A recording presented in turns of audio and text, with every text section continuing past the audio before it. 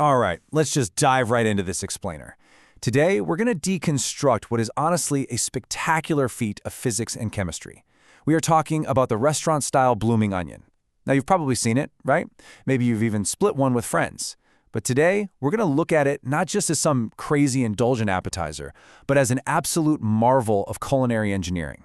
Because honestly, this isn't just cooking, it is literal structural manipulation. Now, you might be wondering how this differs from your everyday onion rings. Well, standard rings completely sever the vegetable's natural structure, right? They isolate those individual layers. But the blooming onion, it purposefully leaves the entire structural root intact.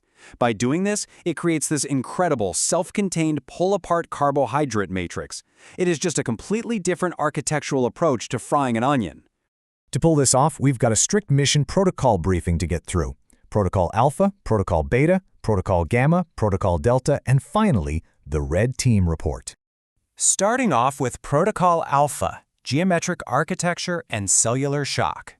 Your core material matters immensely here. You absolutely have to select a massive, symmetrical, sweet onion. Think of a dahlia or maybe a Walla Walla. Having a high sugar content is your very first strategic advantage. That sugar ensures rapid caramelization when it hits the heat, and using a sweet onion significantly tones down that harsh, raw pungency that can really ruin the flavor profile. So let's talk about the physical execution because you have got to follow these steps to the letter. First, slice exactly ½ inch off the pointed top so the whole thing can sit perfectly flat. Step 2 is vital. Peel that papery skin off, but you have to leave the hairy root base completely intact. That root is literally the anchor for our entire matrix. Then, starting ½ inch from that root center, make your 4 initial radio cuts straight down to the board, like the 12, 3, 6, and 9 on a clock. Finally, you just subdivide those quadrants evenly until you have exactly 16 radio cuts all the way around the root axis. Okay, once it's cut, we actually rely on nature to do the heavy lifting. This brings us to a supercritical scientific principle called cellular turgor pressure. This is the physical phenomenon where cold water maximizes the internal pressure inside the onion's rigid cell walls. Without this pressure, your freshly cut petals are just going to remain tightly clustered together, and it'll be practically impossible to get any batter down between them. So how do we apply that principle? Well, through what we call the cryogenic bloom. You submerge the completely sliced onion, right side up, in a massive bowl of ice water for 1 to 2 hours. This cryogenic ice bath physically forces those rigid cell walls to curl backward and separate. The onion literally blooms right there in the water, prepping that open matrix for our next phase.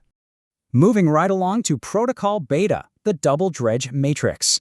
To build our protective armor, we're whipping up 2 totally distinct mixtures. First up is our highly seasoned dry dredge, flour heavily packed with paprika, garlic powder, cayenne, oregano, and salt. Second is the wet emulsion, 2 large eggs vigorously whisked with whole milk, or even better, lactic acid-rich buttermilk.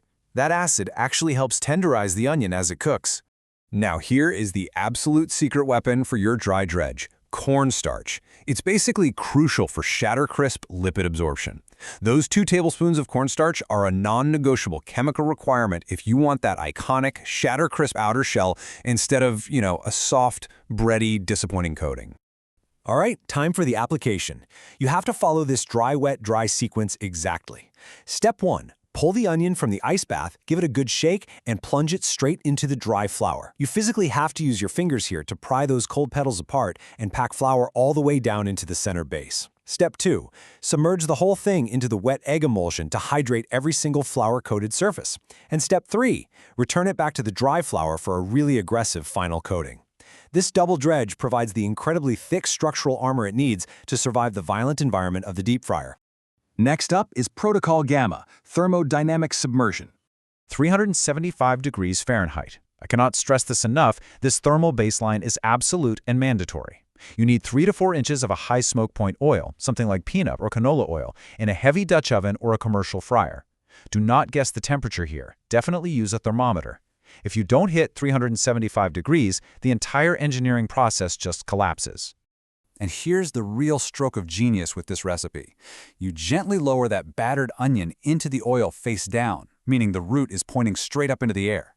This utilizes the gravity of those heavy, wet petals to pull them even further outward, while that extreme 375-degree heat instantly flash sets the crust. This locks the outward bloom permanently into place. Timing is quite literally everything here. At exactly minute 3, you carefully flip the onion using 2 large spoons or tongs so it's right side up, and then you fry it for another 3 to 4 minutes. This makes sure the core cooks completely through and the exterior gets that deep, beautiful mired browning. Finally, extract it to a wire cooling rack, not paper towels, wire rack, with the root facing up again. Resting it root side up at the end is super essential so the trapped boiling oil drains out of the hollow core cavity instead of pooling and making the bottom soggy. Which brings us to Protocol Delta, the signature emulsion. Look, you just can't have a blooming onion without that classic horseradish mayonnaise matrix. You've got the rich mayo base, a little bit of ketchup for sweetness, and crucially, prepared horseradish. That horseradish gives it this sharp, volatile mustard oil heat that cuts right through the heavy fried batter. Just whisk these components together and let them rest in the fridge for at least 30 minutes. That resting period is key because it allows those complex flavor compounds to fully homogenize and mature. Finally, we have the Red Team Report, Counter-Analysis and Failure States. You know, the most common way this whole thing goes sideways is ending up with a raw, doughy core. We call this the sogginess failure cascade.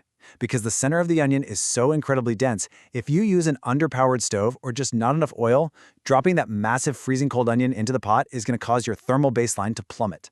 If your oil drops below 325 degrees Fahrenheit, this devastating cascade kicks off. The crust won't instantly seal, the batter acts like a sponge and absorbs massive amounts of grease, and you're left with a soggy, inedible mess while the outside petals just burn to a crisp. Heat retention is absolutely everything. Before we wrap up, we've got to do a quick reality check on this entire dish. 1,900. Yep, that is the number of calories a single restaurant-style blooming onion can easily exceed. Because of the massive surface area of all those separated petals, which remember are designed specifically for maximum lipid absorption, this dish strictly prioritizes hyperpalatability over nutritional density. So, it all comes down to this.